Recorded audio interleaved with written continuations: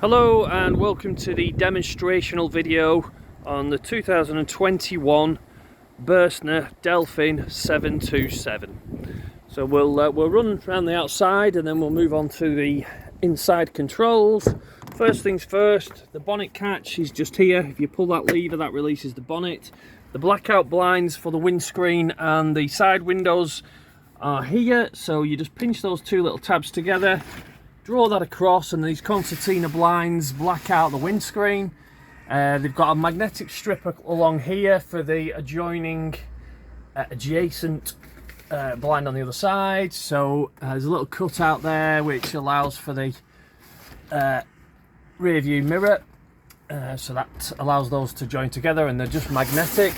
When you push this back in, just make sure it's clipped in properly, because as you corner, if it's not clipped in as you're cornering, inertia can take the blind that way, obviously obstructing your vision, which you don't want while you're driving. On the side windows, exactly the same. Pinch these two together, draw them across, and there's a magnetic strip which holds it in position. To close these, just make sure that when you're coming back, keep this bar straight, and not like that, otherwise it'll crimp the blind. As you can see, there's a telescopic section there, so draw that together as one and clip them back into position like so. The tyre pressures are displayed here on this pillar. However, some motorhomes, and this one is case in point, they use specialist tyres where the tyre pressures are displayed on the tyres themselves. This is where you fill your fuel. So you've got diesel fuel into there, and you will need the engine key to get into that.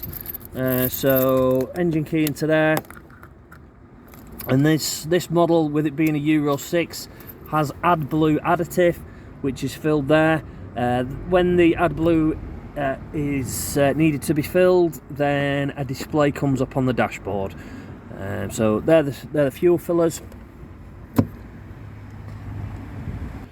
So as we've opened the bonnet, I'll just show you where the fluids are under here.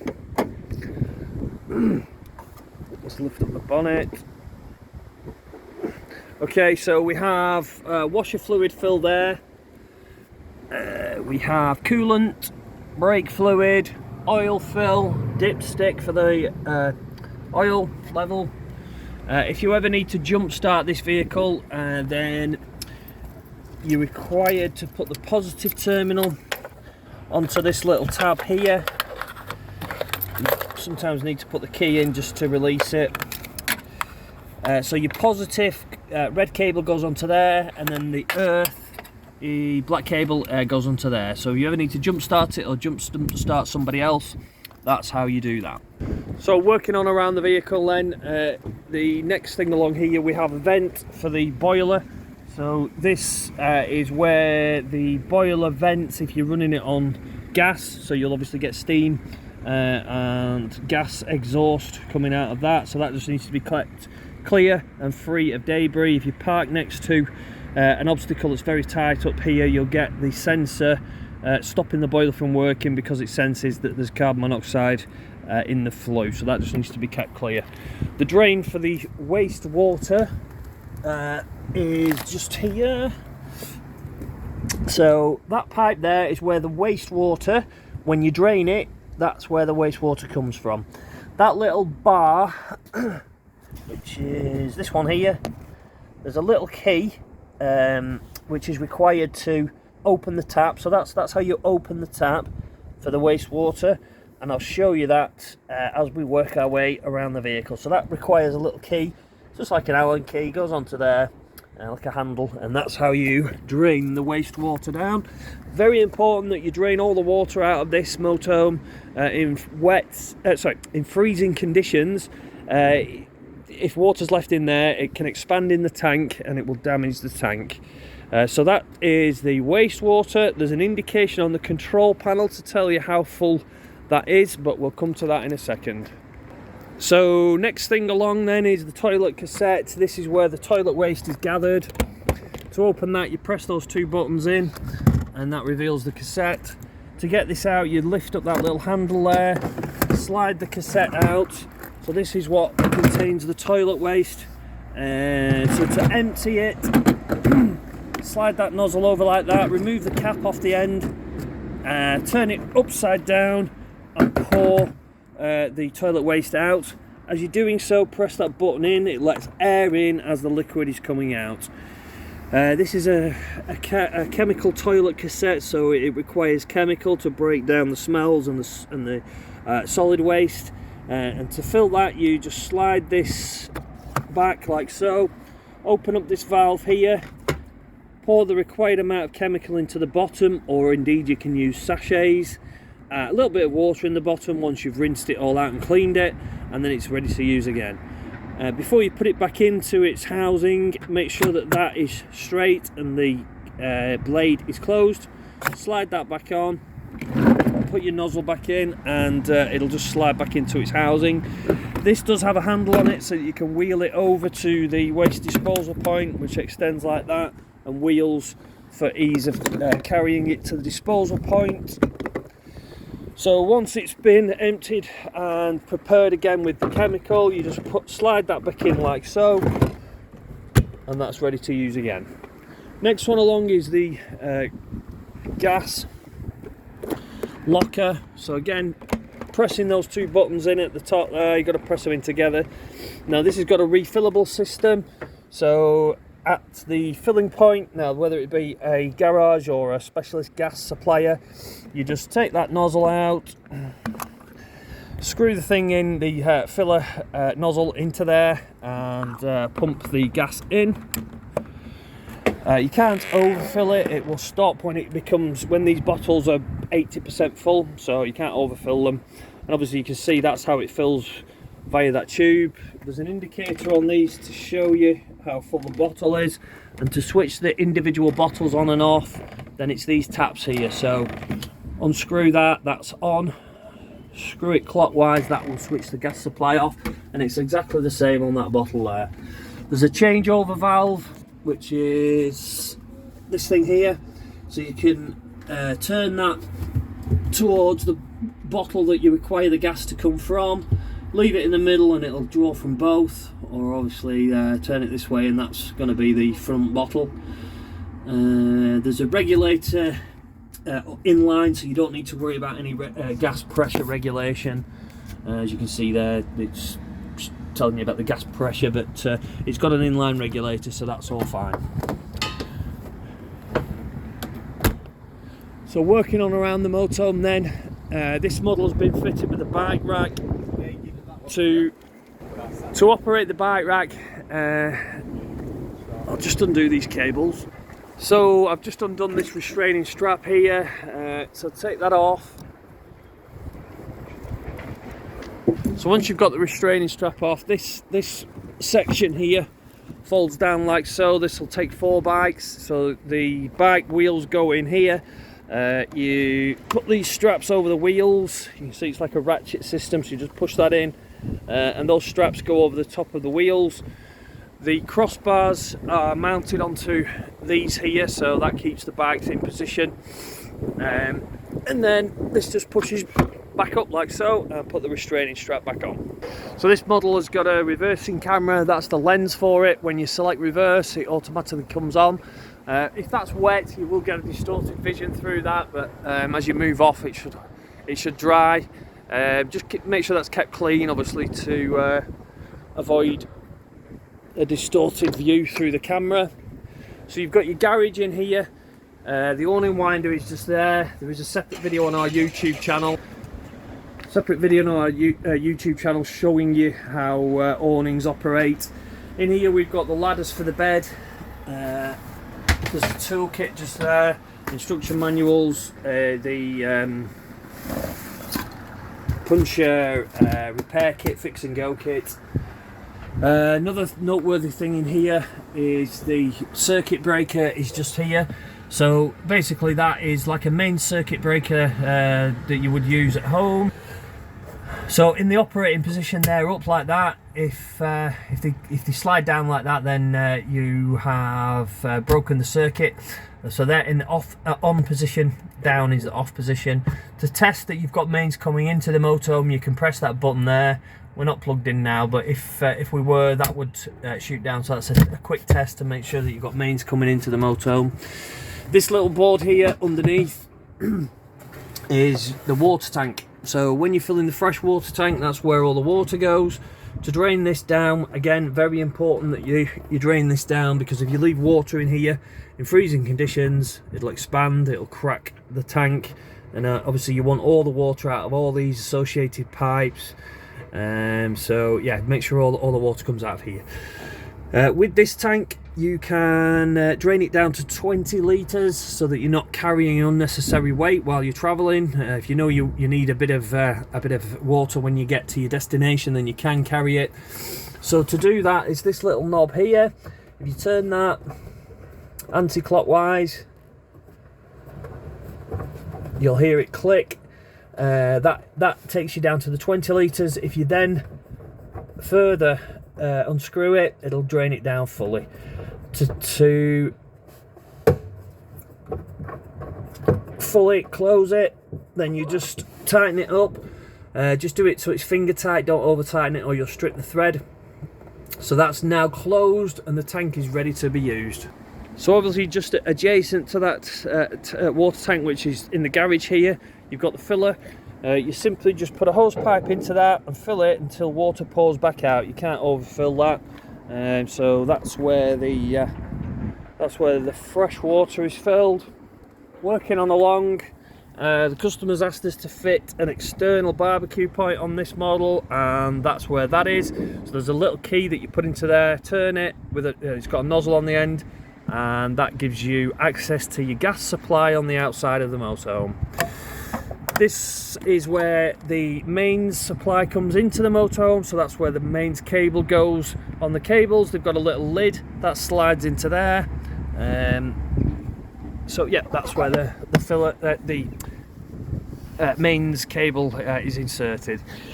These are vents for the fridge. So what this fridge does is it'll draw cool air in at the bottom and expel warm air at the top. That's to ventilate the fridge.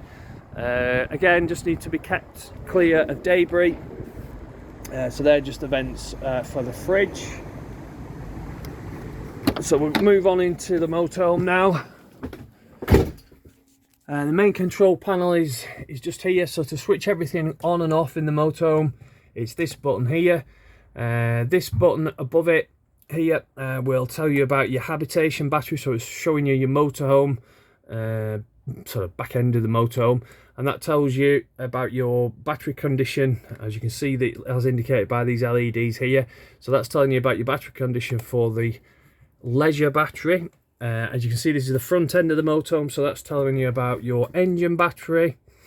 The leisure battery was slightly lower because we've got the circuit switched on, so it's actually drawing power, so there's nothing to worry about there. The battery's in good condition. This is your fresh water tank level, so if you press that button there, the water levels are indicated on this side here. So you've got 25%, 50%, 75 and 100. Obviously we've got no water in it at the moment, so that's why there's nothing being displayed there. That's your wastewater level. So again, press that button, nothing's happening because we haven't got any water in it. Next one along here is your pump.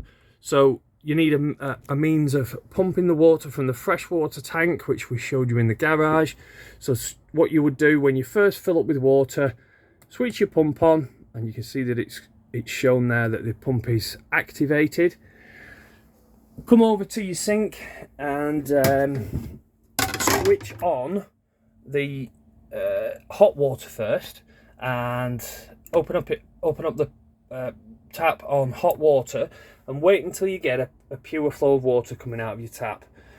When you first switch it on, you'll get it spluttering. All it's doing is expelling the air out of the system and all the pipe work, filling up your boiler. So it's drawing water from the freshwater tank through all the pipe work, filling up the boiler, and eventually coming out of your tap. So you must do that to purge the system and get all the air out of the system. Otherwise, when you switch your hot water boiler on, you're just heating thin air. So you've got to fill up your boiler first by pumping it through, and then do the same on the cold water. Again, you'll get it spluttering. Just wait until you get a pure flow of water, and then you know that the system is purged of air and ready to use. So you do that on the sink side of it, and also if you do it on the shower, exactly the same arrangement, and then also on the bathroom tap as well. And then you know that you've got no air in the pipes, and your boiler is ready to be switched on. While we're on the subject of the boiler, the heating controls on the boiler system are operated via this control panel here. To switch this on, press and hold the center of the wheel. So the first one along here is the temperature that you want the motorhome to be running at. So again, if you click on there, and then you can adjust to whatever temperature suits you. So I'm going to leave that off for now. So that's how you adjust that. The next one along is water. So this is the heating of the water. So again, don't switch this on unless you've purged the system through. You've got eco, which I believe is 40 degrees, hot, which is 60 degrees. The boost setting on this, what it'll do is it'll draw the power from the heating of the motorhome and allocate it to the heating of the water. So if you want a lot of hot water very quickly and you're not bothered about the heating, then switch it to boost. If it was me, I would just leave it on hot, which gives you 60 degrees water in the boiler, and then you can mix it with cold water out of the freshwater tank, so giving you a lot of warm water. So if you need to go out of any of these menu cycles, then you just press the back button and that takes you back to the main menu. So if we're in there, press back, it takes you back to the main menu. Next one along is what power you want to use. So again, this is a little wheel, so you're just scrolling through the menus. Press that, and then so you've got gas only, so you're going to consume heating and hot water just on gas. Next one along is mix 1, so that's mix of electric and gas on 1 kilowatt. Next one along is mix of gas and electric on 2 kilowatts. Electric only on 1 kilowatts. Electric only on 2 kilowatts. You can adjust the fan and just have it venting if you want. So again, there won't be any heat, it'll just vent air around the motorhome. Next one along here is set your time. Sorry, this will set your timer so you can have it come on and off at a certain time. That sets your clock, and also there's a settings menu there. One very important thing to remember with this is if you, for example, you're plugged in on site and your boiler's on, consuming electric. If you then disconnect the cable from outside, this will fault. It'll tell you that there's a fault. So it's basically assuming that there's been a loss of power. So you'll get a little warning triangle come on down there. If that happens, just scroll around, go to the picture of the triangle so that it's flashing, press the button, and it'll say initializing. Press it again, and that will reset the boiler. To switch it off, you just press the button and hold it.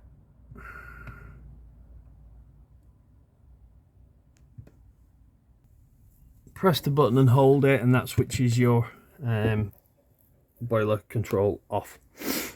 Underneath that, we've got a television, straightforward enough. There's remote control for that there. The lighting is all switched on and off via these switches here, but you must have that switched on so that you've got power to the lighting circuit. Okay, we'll work our way from the front to the back.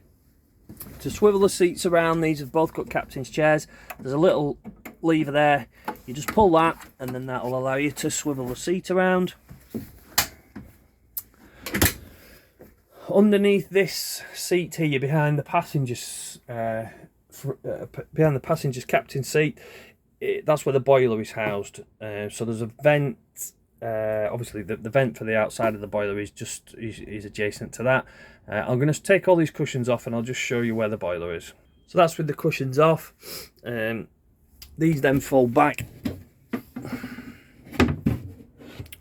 like so, and that's the boiler there. There is a drain for this boiler, which is thermostatically controlled actually. So if the temperature reaches 6 degrees, it will automatically drop all the water out of the boiler to protect it from frost damage. If the boiler's switched on, it overrides that, and then obviously it won't drain the water out of the boiler. So the thermostatic valve is this one here. Now that is actually in the open position now, in the closed position, so therefore it will retain all its water. That little diamond shape has got to be in that position. And there's also a little button at the bottom there that needs to be pressed in. So there's a little button there. If I open this up now, you'll probably see that little blue button has popped out. The valve next to it there is to drain down all the residual water that's left in all the pipe work. Again, you don't want water being left in that pipe work and freezing, it will damage the pipes. That's in the open position now, that's in the closed position. So in order to use your boiler and all the plumbing, then that valve must look like that, that one must look like that, and that little button must be pressed in like so. The reason that this all folds away like so is that when there's a passenger on this seat here, you've got a seat belt for them. So you fold that back like that, and then this is the seat belt for the passenger. And the seat belt buckle is just down there. In the garage there was a black bag with this seat back in here. And you can see there's metalwork here that that seat drops into. So on the bottom of here, those round slots go into those holes there, and there's a little threaded nut there which that sits into. So that seat back ends up being there. You just use one of the cushions that are here as the seat base, and the passenger's legs go down there. So that's how the seat belt works. Okay, so that's all the cushions back on the seat. Exactly the same operation on the other side for the seat belts. You can see the seat belts there. This table, you can move it around, and there's a little fixing lever there. So that's fixed, that's open, and that'll allow you to move this table like so. It's a leaf table as well, so this folds across like that, and there's a support arm that you just pull out like that, and that supports the table when it's when you folded the leaf over. To get it level, if it's not quite level, you can adjust these little nodules here, and that keeps the base of the table flat. This has got a drop down bed which is just here. There's a key that's required to go into that for safety, and then that's the control for the bed. So if you press the down button, you can see the bed's dropping down, and then the ladder clips onto there to gain access to the bed at the front here. So that's the drop down bed. In the cupboard here that's attached to the bed, if the fuse goes, or your battery goes flat, or there's a problem with the bed, there's a winding handle that goes into there. It's like an Allen key fitting, and you can wind the bed back up using that manual override for the bed. Your fridge is a three-way fridge. Basically switch it on the control panel by pressing and holding that button. You can select your power source. If you press and hold this button in the middle, it starts to flash, and then you scroll through your power sources. So A, automatic, it will automatically select the most relevant power source. So it'll look for mains first, then gas, then 12 volt. And you can scroll through manually. So you've got mains electric, obviously you need to be plugged into mains for that to work. 12 volt, that will only work when the engine is running and is for transit cooling, or you can manually select gas. To select that power source, you press the button again, and then it gives you the option for what temperature you want the fridge to run at. on a really hot day, then make the fridge work harder on the maximum setting. On a really cold day, then you don't need the fridge to work that hard, because it'll just ice up if you put it on maximum. So that's a temperature selection for the fridge. Fridge has got an ice box in it, which is fixed. If you're going to leave the fridge for any length of time, don't leave the door closed, because you'll end up with stagnant air sitting in the fridge. So there's a little catch there which prevents the fridge from closing fully, which is that little blue plastic catch there, and that stops the door from closing fully. Shower, straightforward. Just make sure that is closed while you're in transit, otherwise this will rattle around. It'll end up cracking the plastic panels. Try and travel with that in the base, because obviously if the shower head falls out of there, it can fall onto the plastic shower tray and crack it. This separates off the rear bedroom stroke washroom from the front of the van. You've got the toilet in here, and that's the flush button. That little LED will come on to tell you when the tank is full, when the cassette's full. So to use the toilet, there's a little lever here which opens and closes the blade, which we saw on top of the cassette. So that's how you open and close that. So to use it, just open the blade up, use the toilet, press the flush button, and then close the blade back up. Particularly if it's full, don't leave that open, because otherwise you'll get the chemical slushing around while you're travelling. The light switches are just here for the washroom. Some people struggle locating those. You've got 2 single beds on this, or you can make it into one big double by pulling this section out and using that cushion to fill the gap between the two. There's storage underneath both of these beds, with hanging rail just in there, and that's the same on this side. Storage, it's because it's a double floor, you've got storage within the floor itself. Those little round things there are for the blown air, warm air to come out of. You can also separate this door off, so you end up with this section here being completely separate from both the rear bed and the front lounge section of the motorhome. So obviously that just pulls forward. When you're travelling, just make sure that is in position, otherwise the door will fly across and you can end up damaging the door. There is a little hanging rail here for wet coats and things. If you pull that down, you can drip dry things in the shower. I think that concludes all the main controls. If I've missed anything, then I'm happy to run through any questions you've got on the day that you come and collect the new motorhome. But until then, we look forward to seeing you when you come and collect your new Burstner motorhome.